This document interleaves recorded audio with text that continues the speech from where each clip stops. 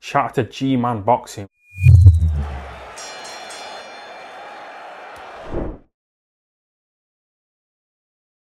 Alright, people. So, John Fury has. So, where do I start with this? So, basically, right, there's a quote here from John Fury, the Metro Sport are after leaving linked to. Right? Now, John Fury is not best pleased with Sugar Hill Stewart. So, Sugar Hill Stewart, we obviously know, is the trainer of Tyson Fury. And there was a picture of him and Tyson Fury together in Fury's gym in Morecambe about a fortnight ago, roughly. Now, a lot of fans were believing that he was over here to train Tyson Fury for his fight with Alexander Usyk on April 29th. That was being talked about at the time.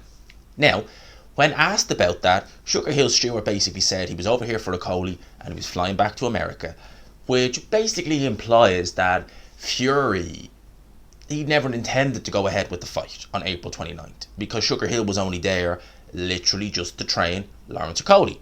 Now, John Fury has taken offence to that and is actually calling for Tyson Fury to sack Sugar Hill Stewart. Yes, the man who has really transformed his style in a way, has added more layers to Tyson Fury's game and, made Tyson Fury a lot more entertaining in the ring.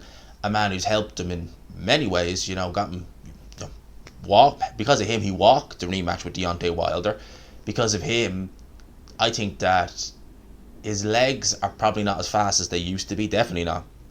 And Sugar Hill Stewart is helping Fury get around that by being a bit more aggressive, taking more risks, and just changing his style up to the point where he is a lot more entertaining. And some of the, say, issues, the foot speed not quite being what it used to be, it's not as apparent under Sugar Hill Stewart. So, if anything, John Fury should be thanking him rather than sacking him. Now, to quote John Fury here, he said, "What the hell was that about? I'm only here for Cody. I've seen him train at Tyson. He denied him like Judas denied Jesus." Good Lord, you're going to use that quote? Oh, you're going to compare it to that? Good Lord. That's a sackable offence. Now, what he says here is, I've seen him train at Tyson. I bet you anything Sugar Hill Stewart maybe took Tyson Fury on the pads while he was in the gym in Morecambe, and John Fury is basing it all off that, trying to spin this narrative that it's Alexander Usyk who didn't want the fight, that Sugar Hill Stewart is Sugar Hill Stewart. He's literally sounding like Deontay Wilder, John Fury here, by insinuating kind of that, the trainer is lying, the way Deontay Wilder was with Mark Breland, saying, oh, he was in on it as well. Sugar Hill Stewart is the kind of guy where he does the bare minimum with regards media. He comes over here, he trains his fighter, he does what he needs to do, and he goes home and he goes training his fighters again. Sugar Hill Stewart is there to do his job as a trainer. He's not there to try and push a narrative. He's not there to try and defend or deflect blame from anyone. He's not there to do that. John Fury is taking offence to that because he is desperately trying to cling on to this narrative and get people to buy into the narrative that Tyson Fury wants this Alexander Usyk fight and that it's Team Usyk who've messed this fight up, which we all know is complete BS. We all know that Tyson Fury, not to say he's afraid of Usyk, but for whatever reason doesn't seem keen on taking that fight and did everything he could to get Alexander Usyk to say, no, we're moving on, by moving the goalposts time and time and time and time again. You get people like Colin Hart in the media who are acting as though, oh, Fury wanted this fight, it's all Usyk's fault. No one's buying that, and no one's buying this. John Fury, his bark is worse than his bite. He tries to be this loud mouth, big abrasive character, and for some people they buy it, but for the most part they don't. And John Fury, anyone who remotely criticises the Furies, John Fury takes offence to it. And it's funny, isn't it?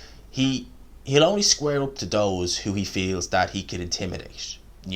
So for example, he'll go to someone like Carl Frampton, who's 5'3", 150 pounds, when the cameras are rolling, and Carl Frampton has worked for BT Sport as well, and squares up to him for picking Jake Paul to beat Tommy Fury, right? But of course, Carl Frampton, John Fury is 6 foot odd, 250 pounds. Carl Frampton is, as I said, 5'3", 150 pounds.